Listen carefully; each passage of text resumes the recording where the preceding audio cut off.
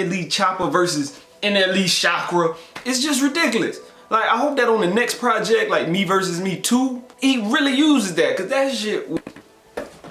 What's up, man? This is Eddy Kane, and I'm coming back at you with another rapper's review, cause I'm tired of people talking shit that can't do what we do. And today I'm reviewing Nle Choppa's new project, Me Versus Me. Now at first listen, I didn't really like this project because when he said Me Versus Me, I was expecting like Nle Choppa versus Nle Choppa type vibes, you know what I'm saying? But then I listened to his Breakfast Club interview and I'm like, oh, okay, I see where he's coming from. He's really talking about his growth as an artist and really as a person over the years, even stating that 2 of the songs that are on the album were recorded when he was 16, those 2 being If You Buck and Change My Ways. Hey, artists, drop that shit. You feel me? Listen, he recorded this when he was 16, he just now dropping it. If you're an artist and you listening, paint anything, drop that shit. Now with the production, I could realize that Nle Choppa has not only been making music, but he been studying music, listening to music, and being a fan of it. Cause on Still Hood, he has a sample of Let It Whip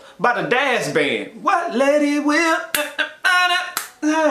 whip it right. Come on, man. And then he got I'm a Dog, Gucci Man. Then when I was listening to I really got some Travis Scott vibes. In a good way. Listen, in a good way. And lastly, I want to say shout out to his engineer. And one of the main areas on Me Versus Me where he really showed his growth was his vocal performance. He just came out and shouted Flow 6, just spitting bars on bars on bars on bars. Even further than that, his flow switches, different uses of cadence and different uses of melodies and being able to use his voice more, a bit more melodic. It was refreshing to see, because usually he comes across as just a motherfucker that's just yelling and hype the whole time. But he can also give you something smooth that you can just ride to, which is what I like. Now that moves me on to the lyrics. And to be honest, that was the one thing, along with the concept that I get to later, that had me on the fence about this album. Because I follow Nle Choppa and I'm seeing him doing all these things on his spiritual journey, getting his life better and getting better, not as just a musical artist, but as a person. And then I listened to this album and the content is the same as the last album, and then I watched some of his interviews. He was saying that this is what the fans like and it's still a part of him deep down inside, so he's still going back telling them stories like all rappers do. So I definitely can understand that point. And it's not like the lyrics weren't hard. Like bro came in with some guaranteed bars like crazy.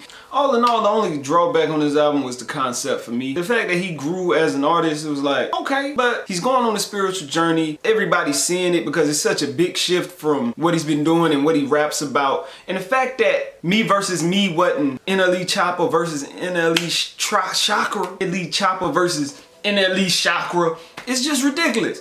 Like, I hope that on the next project, like Me Versus Me 2, he really uses that, cause that shit would've, I feel like that shit would've been crazy. Like Dr. Jekyll versus Mr. Hyde type shit. Like two different sides, you know what I'm saying? He got the spiritual side that's inside him, and then he got the side that, you know what I'm saying, motherfucker, he just knocked out the fan last week, you feel me? Like, you don't see that shit, you feel me? Like, I don't want to have to be this person, but this person's still inside, so if y'all still want to, you know what I'm saying, try some fuck shit, it can be that way, you know what I'm saying? But it's still like, hey, make sure you meditating, make sure you eating right, you know what I'm saying, make sure you keeping your energy up. You know what I'm saying? But don't get shit twisted, you know what I'm saying? It's still something in here, and it can be however you want it to be. This shit is fluid, you feel me? So I mean, I really would have liked to see to have seen that, and especially with the growth and everything, man. And then, you know, he going back to the Memphis roots with the heavy samples of the old school Jones. Listen, I think I'm gonna have to give this album a smooth 7.5 out of 10, really, because he came through spitting bars. The concept was, because the production, the beat choices was on point, the production was on point, he came through spitting, the features came through spitting. The only thing that was a downfall for me really was the concept of it, but really, a lot of the songs were good. I mean, a lot of the songs were pretty good.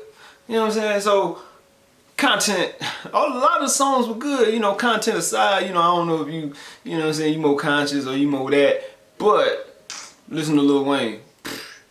You know what? You know what I'm saying? Like, that's a whole nother story. But anyway, that's a whole nother story, you know, whether content really matters when it comes to bars. And sometimes not.